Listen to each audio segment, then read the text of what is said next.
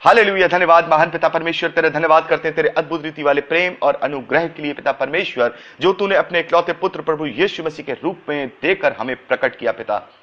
पिता परमेश्वर, हमारे पास कुछ भी नहीं जो हम तुझे वापस दे सकें, लेकिन हमारे पास केवल धन्यवाद की भेंटें हैं और हमारा टूटा हुआ हृदय है जो हम तेरे चरणों में समर्पित करते हैं। पिता परमेश्वर, धन्यवाद करते हैं महान पिता परमेश्वर इस बाइबल अध्ययन कार्यक्रम के लिए जो हमें पिता परमेश्वर बाइबल के वचनों को सीखने का अवसर प्रदान कर रहा है। पिता परमेश्वर, तो होने दे प्रभु, इस पूरे कार्यक्रम को हम तेरे हाथों में सौंपते हैं। जब मैं बोलूं तो पिता परमेश्वर वो तेरी ओर से हो, और जब सुनने वाले सुने तब भी पिता परमेश्वर तेरे द्वारा ही वो समझाए जाने के द्वारा सुने। पिता परमेश्वर, सारे कार्यक्रम को तेरे हाथों में सौंपता हूं प्रभु, आप हमारी अगुवाई कीजिए।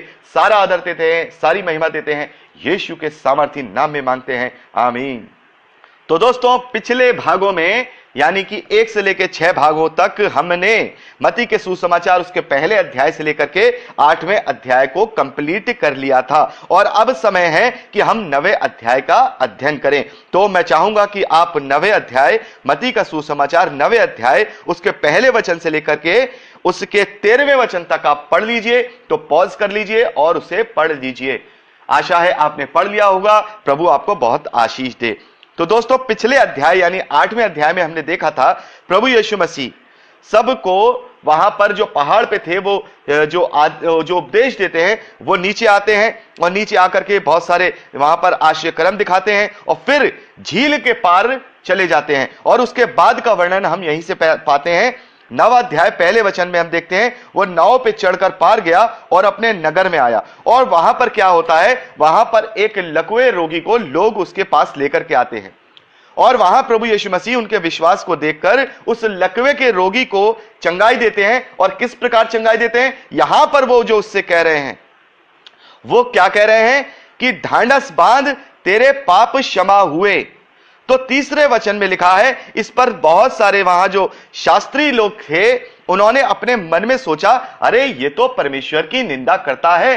क्योंकि जब इसी घटना को हम लूका के सुसमाचार में उसके 5वें अध्याय और उसके 17वें वचन से लेकर 26वें वचन में पढ़ते हैं, तो वहां 21वें वचन में हम देखते हैं कि वहां जो शास्त्री लोग हैं वो ये मन में सोच रहे हैं कि जो पाप क्षमा करने का जो अधिकार है वो तो केवल परमेश्वर का है, और ये मनुष्य होके कैसे किसी से ये कह सकता है कि जा तेरे पाप क्षमा हुए।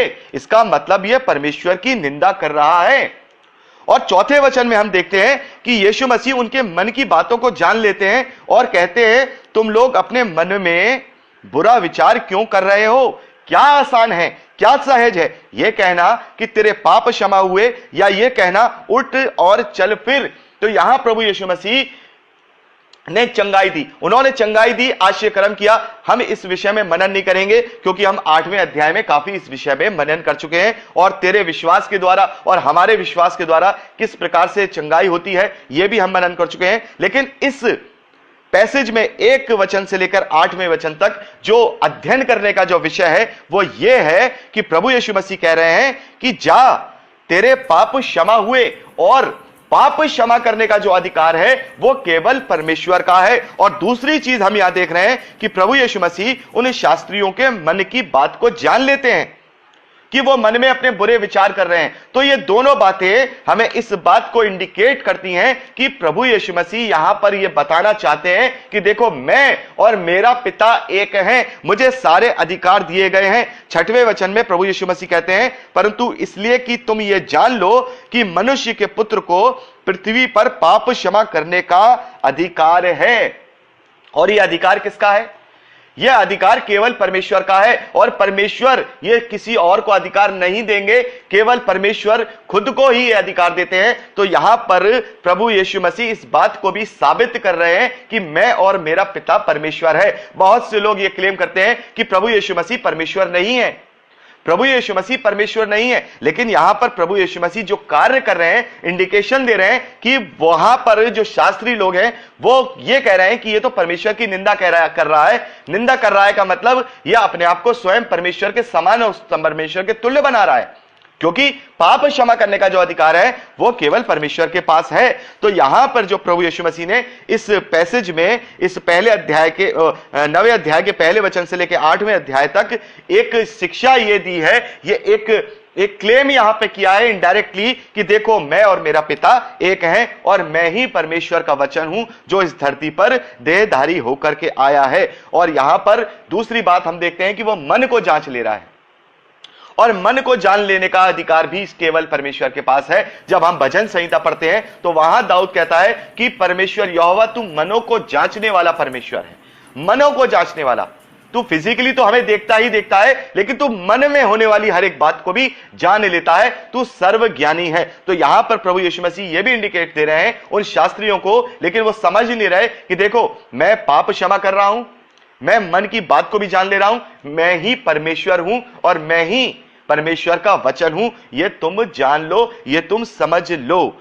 तो यहां पर देखते हैं कि वो जो लकवा का जो रोगी है वो उठकर अपनी खाट उठा लेता है और घर चला जाता है, और फिर वो घर जाता है और ये देखकर लोग बहुत डर जाते हैं और फिर परमेश्वर की महिमा करने लगते हैं जिसने मनुष्यों को ऐसा अधिकार दिया। लेकिन यहां पर भी वो परमेश्वर की महिमा कर रहे हैं, लेकिन इस बात को नहीं समझ रहे हैं कि जिस मनुष्य को हम अपने बीच में देख रहे हैं ये स्वयं परमेश्वर का वचन है और ये परमेश्वर का रूप है, और ये स्वयं परमेश्वर है जो इस धरती पर क्या होकर के आया है, परमेश जो देहधारी होकर के आया है। अब समय है कि हम 9वें वचन से लेकर के 13वें वचन को देखें।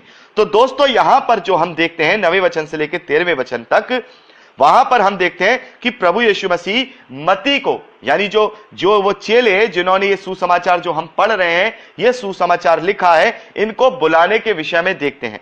और मरकुस के सुसमाचार में हम देखते हैं कि वो एक लेवी भी थे।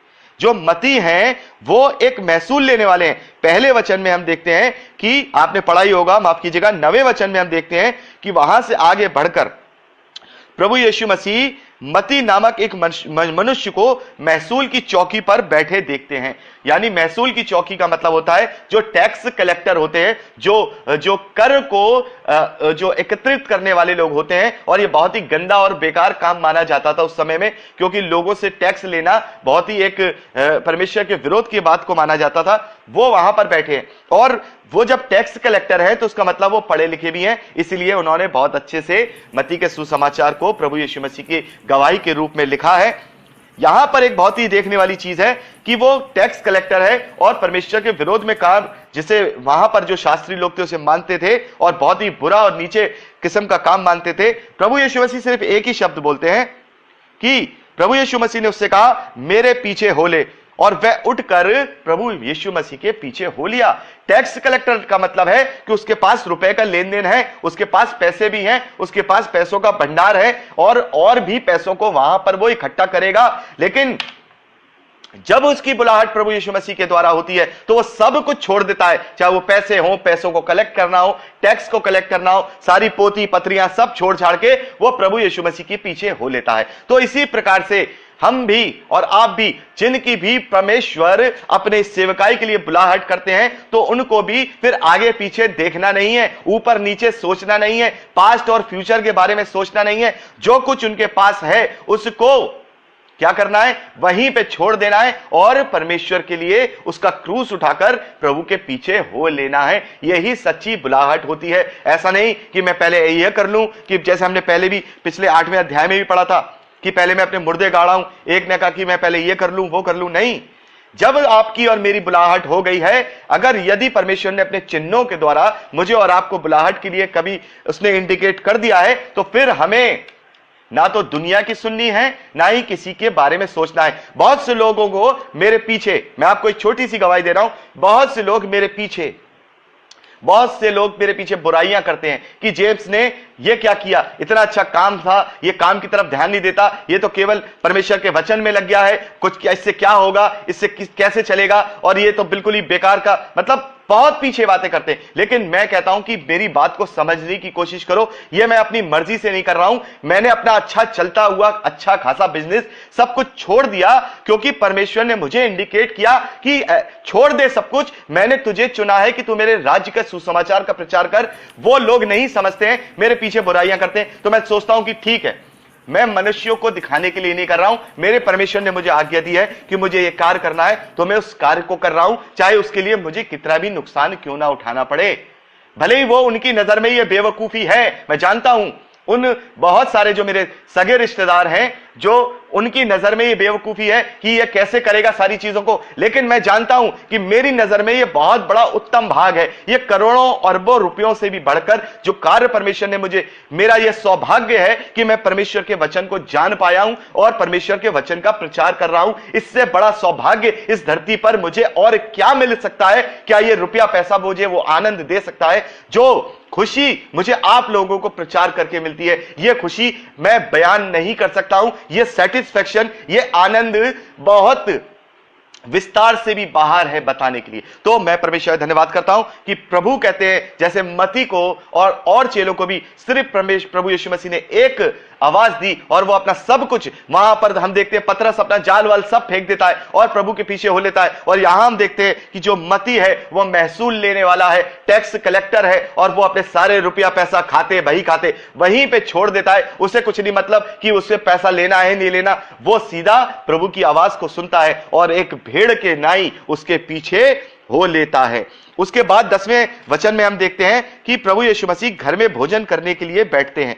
तो वहां पर किसी घर में बैठते हैं, वहां पर बहुत सारे महसूल लेने वाले और पापी आकर प्रभु यीशु मसीह और उनके चेलों के साथ खाने के लिए बैठ जाते हैं।